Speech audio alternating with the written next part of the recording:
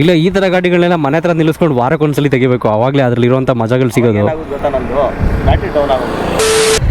ಹಳೆಡು ಕೊಡ್ತಾವಳೆ ಬರ. ಯಾಕೆ old ಸ್ಪೆಸಿಫಿಕೇಶನ್ಗೆ stick ಆಗಿದೆ ಜಾವ ಅಂತ ನೀವೇ ಗೊತ್ತಾಗುತ್ತೆ ನಿಮಗೆ. ಬಾಡಿಗೆ ನಾಯಿ ಕಡು ಜನರೇಟರ್ ಬಾಯಿ ಹಾಕ್ಬಿಟ್ಟು ಹುಷಾರು.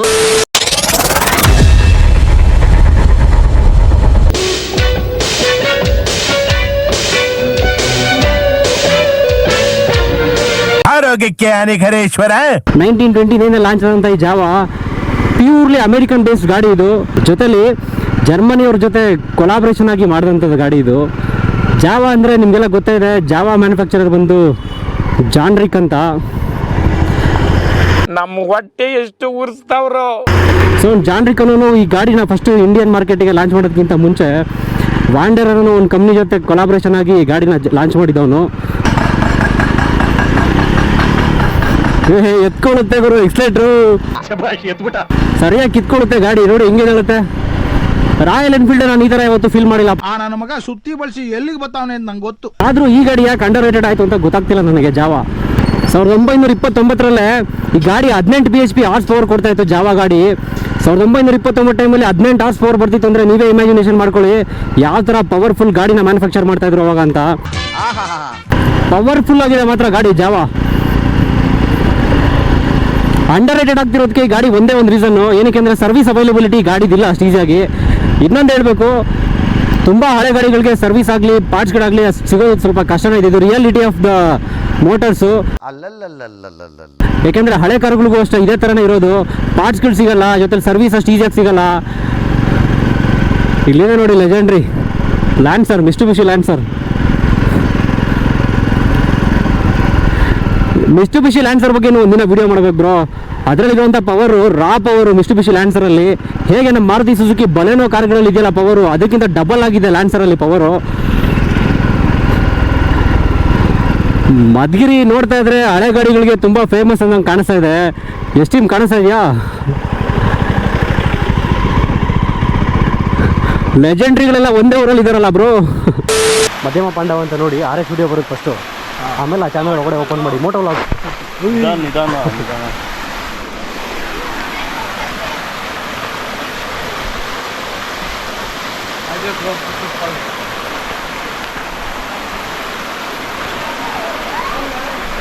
ಇಲ್ಲಿ ಕೂತವನಿಲ್ಲ ರವಿ, ನಾನಾದ್ರೆ ಪ್ರಾಣ ಕೊಡ್ತಾನೆ ನನ್ಕೋಸ. ಅಲ್ಲಿ ಶಾಂತಪ್ಪ ಅಂತ ಕೂತಾನೆ, ಅವನಾದ್ರೆ ನಾನು ಪ್ರಾಣ ಕೊಡ್ತೀನಿ ಅವ್ನಿಗೆ ಏನಾರಾದ್ರೆ. ನೋಡ್ರಿ ಅಮಾಯಕರು ಹೆಂಗೆ ಕೂತವ್ರಿ. ನಾವು ಕಾಣಿಸ್ತಾ ಇದೀವಿ ಇದ್ರೊಳಗಡೆ. ಸೊ ಇದೆ ಗ್ರೋಮ್ ಎಡಿಷನ್ಗೆ ಇರುವಂಥ ಒಂದು ವ್ಯಾಲ್ಯೂ. ಮಿರರ್ ಥರ ವರ್ಕ್ ಆಗುತ್ತೆ ಗ್ರೋಮ್ ಎಡಿಷನ್. ತುಂಬ ಬೈಕ್ಗಳನ್ನ ರಿವ್ಯೂ ಮಾಡಿದ್ದೀನಿ, ಬಟ್ ಯಾವ್ದಾದ್ರು ಟಾಪ್ ಫುಲ್ ಹಿಡಿದಿಲ್ಲ. ಬಟ್ ಈ ಗಾಡಿ ಹಿಡಿಬೇಕು ಅಂತ ಅನಿಸ್ತಾ ಇದೆ. ಹಿಡಿದ್ಬಿಟ್ಟು ಚೆಕ್ ಮಾಡ್ತೀನಿ ಇವಾಗ.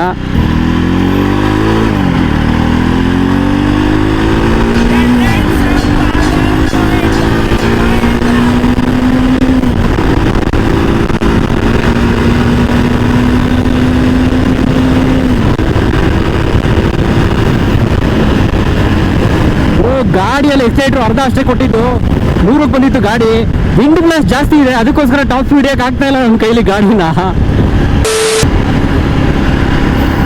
ವಿಂಡ್ ಬ್ಲಾಸ್ಟ್ ಏನಾದ್ರು ಕಡಿಮೆ ಇದ್ದರೆ ನಿಜವಾಗ್ಲೂ ಈ ಗಾಡಿ ಆರಾಮಾಗಿ 140 ಕ್ರಾಸ್ ಮಾಡುತ್ತೆ ಬ್ರೋ. ಇಲ್ಲ ಚಾನ್ಸೇ ಇಲ್ಲ, ನೋ ವೇ. ಅಷ್ಟು ನುಗ್ಗುತ್ತೆ ಗಾಡಿ ಇದು. 2 ಸ್ಟ್ರೋಕ್ ಎಂಜಿನಲ್ಲಿ ಬರಬೇಕಾಗಿರುವಂತ ಪವರ್ ಎಲ್ಲ ನೀಟಾಗಿ ಹಾಕ್ಬಿಟ್ಟು ಕೊಟ್ಟಿದ್ದಾನೆ ಈ ಗಾಡಿಯಲ್ಲಿ. ಏನೋ ಬೇಕು, ಗಾಡಿ ಬಗ್ಗೆ ಯಾರು ಮಾತಾಡಂಗಿಲ್ಲ ಬ್ರೋ. ಜಾವ ಬಗ್ಗೆ ರಾಯಲ್ ಎನ್ಫೀಲ್ಡ್ನ ಡ್ರೈವ್ ಮಾಡಿದ್ದೀನಿ. ರಾಯಲ್ ಎನ್ಫೀಲ್ಡ್ 100 ಕಿಲೋಮೀಟರ್ ಕ್ರಾಸ್ ಆದಮೇಲೆ ಗಾಡಿ ಸ್ವಲ್ಪ ವೈಬ್ರೇಷನ್ ಆಗಿ ಸ್ಟಾರ್ಟ್ ಆಗುತ್ತೆ. ಬಟ್ ಈ ಗಾಡಿಯಲ್ಲಿ ನನಗೆ ವೈಬ್ರೇಷನ್ ಫೀಲ್ ಆಗ್ತಾ ಇಲ್ಲ ಬ್ರೋ. ಅಷ್ಟು ಸಕ್ಕತ್ತಾಗಿದೆ ಹ್ಯಾಂಡ್ಲಿಂಗ್ ಪರ್ಫಾರ್ಮೆನ್ಸ್ ಮಾತ್ರ ಗಾಡಿದು. 19,680 ಕಿಲೋಮೀಟರ್. ಇಲ್ಲಿಯವರೆಗೂ ಮೂಲ ಮಂತ್ರವಾಯಿತು. ಇನ್ನು ಮುಂದೆ ನಮ್ಮ ಗುರುಗಳು ಬೀಜ ಮಂತ್ರವನ್ನು ಹೇಳಿಕೊಡುತ್ತಾರೆ. ಅಂದರೆ ಕಡಿಮೆ ಹೊಡೆಯುತ್ತೆ ಗಾಡಿ, ಕಡಿಮೆ ಹೊಡೈತೆ. ಮನೆಗೆ ಜಾಸ್ತಿ ನಿಲ್ಲಿಸ್ತೀನಲ್ಲ ಗಾಡಿ ಓಡಿಸಲ್ಲ. ಬ್ಯಾಟ್ರಿ ಪ್ಯಾಕಪ್ ಬರಲ್ಲ. ಒಂದು ತಗೊಂಡೋಗಿ ನಿಲ್ಸಿದ್ರೆ 1 ತಿಂಗಳು ತೆಗಿಯೋದೇ ಇಲ್ಲ. ಇಲ್ಲ ಈ ಥರ ಗಾಡಿಗಳನ್ನೆಲ್ಲ ಮನೆ ಹತ್ರ ನಿಲ್ಲಿಸ್ಕೊಂಡು ವಾರಕ್ಕೊಂದ್ಸಲಿ ತೆಗಿಬೇಕು, ಆವಾಗಲೇ ಅದರಲ್ಲಿ ಇರುವಂಥ ಮಜಾಗಳು ಸಿಗೋದು. ಏನಾಗುತ್ತೆ ಗೊತ್ತಾ ನಂದು ಬ್ಯಾಟ್ರಿ ಡೌನ್ ಆಗೋದು. ಬ್ಯಾಟ್ರಿ ಹಿಂಗೆ ರೀಚಾರ್ಜ್ ಮಾಡ್ತೀರಾ? ಆದರೆ ಎತ್ಕೊಂಡ್ರೆ ತಾನೇ ರೀಚ್. ಒಂದು ಪ್ಲಗ್ ಕೊಟ್ಟಿದ್ದಾನೆ, ತೆಗ್ದಿಕ್ಬೇಕು. ಪೇಷನ್ಸ್ ಇರಲ್ಲ. ಅದು ನೈಟ್ ಬರ್ತೀನಿ, ಈಗ ಬಿಡ್ತೀನಿ, ಮರ್ತೋಗ್ಬಿಡ್ತೀನಿ. ಇಲ್ಲೊಂದು ಇದನ್ನು ಕೊಟ್ಟಿದ್ದಾರೆ ಬ್ಯಾಟ್ರಿದು. ಪ್ಲಗ್ ತೆಗೋದ್ರೆ ಬೇಕೆ 1 ವರ್ಷ ಬಿಟ್ಟು ಆನ್ ಮಾಡಿದ್ರೆ ಆನ್ ಆಗ್ತೈತೆ. ಅದೊಂದು ಪ್ರಾಬ್ಲಮ್ ಅಷ್ಟೇ. ಬ್ಯಾಟ್ರಿ ನನಗೆ ಬಂದಿಲ್ಲ. ಬೇರೆ ಯಾರನ್ನ ಕೇಳಿದ್ದೀನಿ ಎಲ್ಲರೂ ಬ್ಯಾಟ್ರಿ ಚೆನ್ನಾಗಿದೆ ಅಂತಾರೆ. ನನಗೆ ಹಂಗೆ ಇದೊಂದು ಪ್ರಾಬ್ಲಮ್ ಬಂದಿತ್ತು. ಬ್ಯಾಟ್ರಿ ಎಲ್ಲ ಅದೆಲ್ಲ ಒಂದು ಮೈನಸ್ ಪಾಯಿಂಟ್ಸ್ಗಳು ಬ್ಯಾಟ್ರಿ ಎಲ್ಲ. ಬಟ್ ಗಾಡಿ ಪರ್ಫಾರ್ಮೆನ್ಸ್ ಇದೆಯಲ್ಲ, ಸೊ ಈ ಬಡ್ಜೆಟಲ್ಲಿ ರಾಯಲ್ ಎನ್ಫೀಲ್ಡ್ ಬರುತ್ತೆ, ಬರಲ್ಲ ಅಂತ ಅಲ್ಲ. ಬಟ್ ರಾಯಲ್ ಎನ್ಫೀಲ್ಡ್ಗೆ ಈ ಗಾಡಿನ ಕಂಪೇರ್ ಮಾಡಿದ್ರೆ ರಾಯಲ್ ಎನ್ಫೀಲ್ಡ್ನ ಕೆಳಗಡೆ ಹಾಕೊಂಡು ತುಳಿಯುವಂಥದ್ದೇ ಜಾವ. ನೀವು ರಾಯಲ್ ಎನ್ಫೀಲ್ಡ್ ಯಾರು ಓಡಿಸ್ತಾ ಇದ್ರಲ್ಲ, ಇವಾಗ ರಾಯಲ್ ಎನ್ಫೀಲ್ಡ್ ಯಾರು ಇಟ್ಕೊಂಡಿದ್ದೀರಲ್ಲ, ಒಂದೇ ಒಂದ್ಸಲಿ ಎಲ್ಲಾದರೂ ಹೋಗ್ಬಿಟ್ಟು ಒಂದು ಜಾವ ಗಾಡಿನ ಟೆಸ್ಟ್ ಡ್ರೈವ್ ಮಾಡಿ ನೋಡಿ. ಅಥವಾ ರಾಯಲ್ ಎನ್ಫೀಲ್ಡ್ನ ತೊಗೊಳ್ಬೇಕು ಅಂತ ಪ್ಲಾನ್ ಮಾಡ್ತಿರೋರು ಕೂಡ ಒಂದ್ಸಲಿ ಹೋಗಿ ಜಾವನ ಟೆಸ್ಟ್ ಡ್ರೈವ್ ಮಾಡಿ ನೋಡಿ. ಆಮೇಲೆ ಬಂದ್ಬಿಟ್ಟು ನನ್ನ ಹತ್ರ ಹೇಳಿ ಜಾವ ಬೆಟರಾ ರಾಯಲ್ ಎನ್ಫೀಲ್ಡ್ ಬೆಟರಾ ಅಂತ. ರಾಯಲ್ ಎನ್ಫೀಲ್ಡ್ ಬಗ್ಗೆ ಯಾಕೆ ಅಷ್ಟೊಂದು ನೆಗೆಟಿವ್ ಆಗಿ ಮಾತಾಡ್ತೀವಿ ಅಂದರೆ, ರಾಯಲ್ ಎನ್ಫೀಲ್ಡ್ ಒನ್ಸ್ ಅಪಾನ್ ಅ ಟೈಮಲ್ಲಿ ರಾಯಲ್ ಎನ್ಫೀಲ್ಡ್ ಇಂಡಿಯಾ ಮಾರ್ಕೆಟಲ್ಲಿ ಲಾಂಚ್ ಆದಾಗ ಸಖತ್ತಾಗಿ ಡಾಮಿನೇಟ್ ಮಾಡ್ತಾ ಇತ್ತು. ಅಷ್ಟೇ ಚೆನ್ನಾಗಿ ಪರ್ಫಾರ್ಮೆನ್ಸ್ ಇತ್ತು, ಅಷ್ಟೇ ಚೆನ್ನಾಗಿ ರಿಲೇಬಿಲಿಟಿ ಇತ್ತು. ಬಟ್ ಇವಾಗ ರೀಸೆಂಟ್ ಡೇಸಲ್ಲಿ ರಾಯಲ್ ಎನ್ಫೀಲ್ಡ್ ಅವ್ರು ಏನು ಮಾಡ್ತಾರೆ, ತುಕಾಲಿ ಪಾರ್ಟ್ಸ್ಗಳನ್ನೆಲ್ಲ ಹಾಕ್ತಾರೆ, ಜಾಸ್ತಿ ಕಾಸು ಕಿತ್ಕೊಳ್ತಾವ್ರೆ. ಜೊತೆಲಿ ಸರ್ವಿಸ್ ಸೆಂಟ್ರಿಗೆ ಹೋಗ್ಬಿಟ್ರೆ ಫಸ್ಟ್ ಸರ್ವಿಸು ಫ್ರೀ ಆಗಿದ್ರು ಕೂಡ 5,000 ರೂಪಾಯಿ ಬ್ಲೇಡ್ ಇವರು ರಾಯಲ್ ಎನ್ಫೀಲ್ಡಲ್ಲಿ. ಅಷ್ಟು ಕಾಸ್ಟ್ಲಿಯಷ್ಟು ರಾಯಲ್ ಎನ್ಫೀಲ್ಡು. ರಾಯಲ್ ಎನ್ಫೀಲ್ಡ್ ಶೋರೂಮ್ಗೆ ನೀವು ಹೋಗ್ಬಿಟ್ಟು ಟೆಸ್ಟ್ ಡ್ರೈವ್ನ ಕೇಳಿ. ರಾಯಲ್ ಎನ್ಫೀಲ್ಡಲ್ಲಿ ಕರೆಕ್ಟಾಗಿ ಬರೀ 500 ಮೀಟರ್ ಅಷ್ಟೇ ಕೊಡೋದು ರಾಯಲ್ ಎನ್ಫೀಲ್ಡ್ ಅವರು ಟೆಸ್ಟ್ ಡ್ರೈವ್ನ. 500 ಮೀಟರ್ ಓಡಿಸ್ಬಿಟ್ಟು ಗಾಡಿ ಬಗ್ಗೆ ಹೆಂಗೆ ಅರ್ಥ ಮಾಡ್ಕೊಳ್ಬೇಕು ಬ್ರೋ ನಾವೆಲ್ಲ. ಗಾಡಿ ಬಗ್ಗೆ ಅರ್ಥ ಮಾಡ್ಕೊಳ್ಬೇಕು ಅಂದರೆ 200 ಕಿಲೋಮೀಟ್ರ್ 300 ಕಿಲೋಮೀಟ್ರ್ ಓಡಿಸ್ಬೇಕು. ಅವ್ರು ಕೂಡ ಬರೀ 500 ಮೀಟ್ರಲ್ಲಿ ಗಾಡಿನ ಅರ್ಥ ಮಾಡ್ಕೊಂಡು ನಾವು ಗಾಡಿ ಪರ್ಚೇಸ್ ಮಾಡಬೇಕಂತೆ. ಇದು ರಾಯಲ್ ಎನ್ಫೀಲ್ಡ್ ಅವ್ರದ್ದು ಹಣೆ ಬರ. ಬಟ್ ಕೆಲವೊಂದು ಡ್ರಾ ಪಾಯಿಂಟ್ ಸಿಗ್ತಾ ಇದೆ ಅಂತ ಅನ್ಕೊಂತೀನಿ, ಯಾಕೆಂದ್ರೆ ಕಾಲಿಗೆ ಹೀಟ್ ಹೊಡಿತಾ ಇದೆ. ಸತ್ಯವಂತರಿಗಿದೋ ಕಾಲವಲ್ಲ. ಹೀಟಿಂಗ್ ಇಶ್ಯೂ ಯಾವ ಲೆವೆಲಲ್ಲಿ ಇದೆ ಈ ಗಾಡಿ ಅಂತ ನನಗೆ ಗೊತ್ತಿಲ್ಲ. ಗಾಡಿನ 100 to 200 ಕಿಲೋಮೀಟರ್ ಡ್ರೈವ್ ಮಾಡಿದ್ರೆ ಗೊತ್ತಾಗ್ಬೋದು ಹೀಟಿಂಗ್ ಇಶ್ಯೂ ಏನಿದೆ ಇಲ್ಲ ಅಂತ. ರಾಯಲ್ ಎನ್ಫೀಲ್ಡಲ್ಲಿ ಕೂಡ ಹೀಟ್ ಬರುತ್ತೆ, 220 ಪಲ್ಸರಲ್ಲಿ ಕೂಡ ಹೀಟ್ ಬರುತ್ತೆ. ನನ್ನ ಮೇಲೆ ಆಣೆ ಇಟ್ಟು ಈ ಗಾಡಿ ಲಿಕ್ವಿಡ್ ಇಂಜಿನ್ ಕೂಲ್ಡು, ಆದರೂ ಸ್ವಲ್ಪ ಲೈಟಾಗಿ ಹೀಟಿಂಗ್ ಇಶ್ಯೂ ಕಾಣಿಸ್ತಾ ಇದೆ ಗಾಡಿಯಲ್ಲಿ. ನಮ್ಮಂಥ ಮಿಡಲ್ ಕ್ಲಾಸ್ ಅವ್ರಿಗೆಲ್ಲ ಇದೊಂಥರ ಆಸೆ ಬ್ರೋ, ಈ ಥರ ಗಾಡಿಗಳನ್ನ ತೊಗೊಂಡು ಈ ಥರ ರೋಡ್ಗಳಲ್ಲಿ ನೋಡಿ ಯಾವ ಥರ ಇದೆ ವೆದರ್ ಅಂತ. ಈ ಥರ ವೆದರ್ಗಳಲ್ಲಿ ಈ ಥರ ರೋಡ್ಗಳಲ್ಲಿ ಓಡಾಡ್ತಾ ಇದ್ರೆ ಅದ್ರಲ್ಲಿ ಸಿಗ್ತಿರೋ ಮಜಾನೇ ಬೇರೆ. ಸಂಡೇ ಬಂದ್ಬಿಡ್ತು ಅಂದರೆ ಈ ಥರ ಓಡಾಡ್ಕೊಂಡಿರ್ಬೇಕು ನಾವು, ಅವಾಗಲೇ ಜೀವನ ಚೆನ್ನಾಗಿರೋದು. ಅಪಾರ ಕೀರ್ತಿ ಗಳಿಸಿ ಮೆರೆವ ಭವ್ಯ ನಾಡಿದು ಕರ್ನಾಟವಿದುವೆ ನೃತ್ಯ ಶಿಲ್ಪ ಕಲೆಯ ಬೀಡಿದು. ಸೊ ಅಂಗಡಿ ಹತ್ರ ಬಂದವ್ರಿಗೆ ಕೂತ್ಕೊಳ್ಳೋದಕ್ಕೆ ಅಂತ ಕೊಟ್ಟಿರುವಂಥ ಒಂದು ಗಿಫ್ಟು ಹನುಮಂತೇಗೌಡರು. ಈ ಗಾಡಿ ಸ್ಪೆಸಿಫಿಕೇಶನ್ಸ್ ಬಗ್ಗೆ ಮಾತಾಡಬೇಕು. ಹೈವೇಲಿ ಕೂತ್ಕೊಂಡಿದ್ದೀವಿ, ಯಾವನಾದರೂ ಮೇಲೆ ಹತ್ತಿಸ್ಬಿಡ್ತಾನೆ. ಆ್ಯಕ್ಚುಲಿ ಈ ಒಂದು ಜಾವ 300cc ಗಾಡಿ 2020ರಲ್ಲಿ ನಾನು ಗೆಳೆಯ ಪರ್ಚೇಸ್ ಮಾಡಿದ್ದು. ಇವಾಗ ಈ ಗಾಡಿ ಡಿಸ್ಕಂಟಿನ್ಯೂ ಆಗಿದೆ, ಯಾಕೆಂದರೆ ಇವಾಗ 300cc ಗಾಡಿ ಸಿಗ್ತಾ ಇಲ್ಲ ಜಾವದಲ್ಲಿ. 350 ಸಿಗ್ತಾ ಇದೆ ಆ್ಯಂಡ್ 650 ಸಿಗ್ತಾ ಇದೆ. 350cc ಗಾಡಿಯಲ್ಲಿ ಇದಕ್ಕಿಂತ ಸಖತ್ತಾಗಿ ರಿಫೈನ್ ಮಾಡಿ ಒಂದು ಕ್ರೋಮ್ ಎಡಿಷನಲ್ಲಿ ಒಂದು ಸ್ವಲ್ಪ ಮಲ್ಟಿಪಲ್ ಕಲರ್ಸ್ನ ಆ್ಯಡ್ ಮಾಡಿಬಿಟ್ಟು ಕೊಟ್ಟಿದ್ದಾನೆ. ಸೊ ಆ್ಯಂಡ್ ಅದೇ ಥರನೇ 650ಗೆ ಹೋದರೆ ಜಾವ ಬಾಬರ್ ಅಂತ ಇದೆ. ಆ ಬಾಬರ್ ಗಾಡಿದು ಕ್ರೇಜಿ ಆಗಿದೆ ಲುಕ್, ಅದು ನಿಮ್ಗೆ ಅಟ್ಯಾಚ್ ಮಾಡಿರ್ತೀನಿ. ಆ ಗಾಡಿನ ಒಂದ್ಸಲ ಯಾವತ್ತಾದರೂ ನನಗೆ ರಿವ್ಯೂ ಮಾಡೋದಕ್ಕೆ ಆಪರ್ಚುನಿಟಿ ಸಿಕ್ಕಿದ್ರೆ ಖಂಡಿತ ರಿವ್ಯೂ ಮಾಡ್ತೀನಿ. ಸೊ ಈ ಗಾಡಿಯಲ್ಲಿ 300cc ಎಂಜಿನ್ ಬರುತ್ತೆ, liquid cooled engine, 27 horse power production ಮಾಡುತ್ತೆ. ಸೊ ನೀವು ರಾಯಲ್ ಎನ್ಫೀಲ್ಡ್ಗೆ ಕಂಪೇರ್ ಮಾಡ್ಕೊಂಡ್ರೆ ರಾಯಲ್ ಎನ್ಫೀಲ್ಡಲ್ಲಿ ಬರೋದು 24 ಹಾರ್ಸ್ ಪವರ್ ಅಷ್ಟೇ. ಬಟ್ ಈ ಗಾಡಿಯಲ್ಲಿ 27 ಹಾರ್ಸ್ ಪವರ್ ಬರುತ್ತೆ. ನೋಡ್ಬೋದು ಈ ಕ್ರೋಮ್ ಎಡಿಷನ್ಗೆ ಸಖತ್ ವ್ಯಾಲ್ಯೂ. ಗಾಡಿ ಎಷ್ಟೇ ದೂರದಲ್ಲಿ ಬರ್ತಿದ್ರು ಕ್ರೋಮ್ ಎಡಿಷನಲ್ಲಿ ಇದೆ ಅಂದರೆ ಅದಕ್ಕೆ ಸಿಗೋಂಥ ಅಪಿಯರೆನ್ಸೇ different. Dual silencer bro.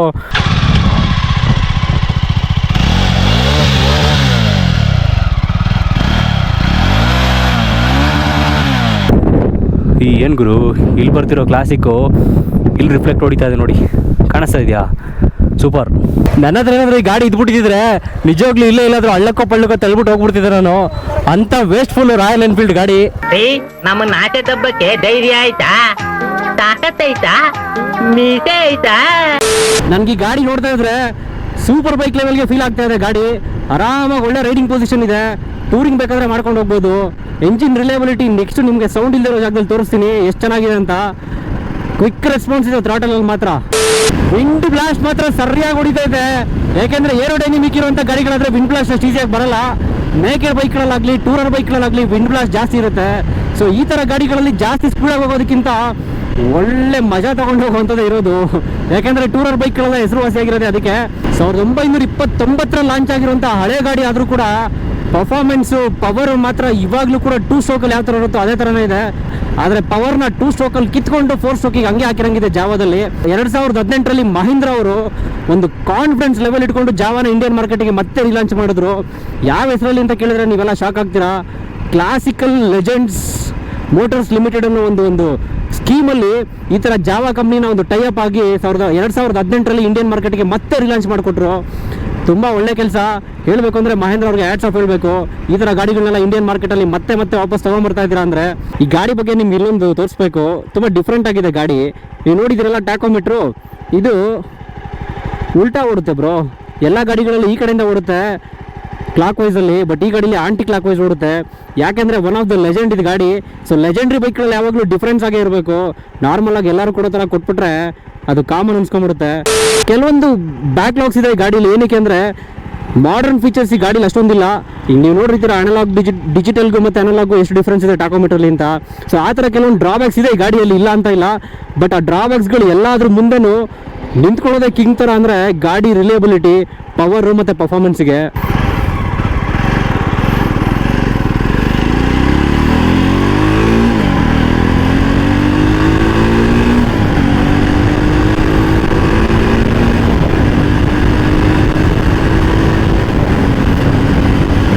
Throttle response ಮಾತ್ರ ಕಿತ್ತರ್ಕೊಂಡು ಹೋಗ್ತಾ ಇದೆ ಗಾಡೀಲಿ. ಪ್ಯೂರ್ ಆಗಿ ಹೇಳ್ತೀನಿ, ರಾಯಲ್ ಎನ್ಫೀಲ್ಡ್ ತಗೊಳ್ಬೇಕು ಅಂತ ಯಾರ್ಯಾರು ಕನ್ಸುಗಳು ಕಟ್ಕೊಂಡಿದ್ದಾರೋ ಒಂದ್ಸಲಿ ಜಾವನ ಟೆಸ್ಟ್ ಡ್ರೈವ್ ಮಾಡಿ ನೋಡಿ. ಮಾತೇ ಬರ್ತಾ ಇಲ್ಲ ಗುರು. ಗಾಡಿ ಕ್ವಿಕ್ ರೆಸ್ಪಾನ್ಸ್ ನೋಡ್ತಾ ಇದ್ರೆ, ಥ್ರಾಟಲ್ ರೆಸ್ಪಾನ್ಸ್ ಗಾಡಿ ನೋಡ್ತಾ ಇದ್ರೆ ನನಗೆ ಮಾತೇ ಬರ್ತಾ ಇಲ್ಲ. ಅಷ್ಟು ಕ್ಲಿಯರ್ ಆಗಿದೆ ಥ್ರಾಟಲ್ ರೆಸ್ಪಾನ್ಸು. ಜೊತೆ ಇನ್ನೊಂದು ಆಡೆಡ್ ಫೀಚರ್ ಏನು ಹೇಳ್ತೀನಿ ಅಂದರೆ, ಇವಾಗ ಬರ್ತೀವೋ ಜಾವ ಗಾಡಿಗಳಲ್ಲೆಲ್ಲ ಸ್ಲಿಪ್ಪರ್ ಕ್ಲಚ್ ಬರ್ತಾ ಇದೆ. ಸ್ಲಿಪ್ಪರ್ ಕ್ಲಚ್ ಇದ್ರೆ ಗಾಡಿ ಪರ್ಫಾರ್ಮೆನ್ಸ್ ಯಾವ ಥರ ಇರುತ್ತೆ ಅಂತ ನಾನು ಎಕ್ಸ್ಪ್ಲೈನ್ ಮಾಡೋ ಅವಶ್ಯಕತೆ ನಿಮಗಿಲ್ಲ.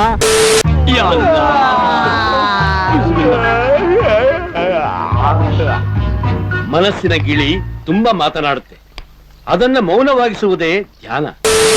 ಯಾವುದೇ ಕೆಲಸ ಇದ್ರು ನಮ್ಗೆ ಹೇಳಿ, ನಿಮ್ಮ ಅಭಿಮಾನವೇ ನಮ್ಮ ಅಕ್ಕಿ ಬೇಳೆ.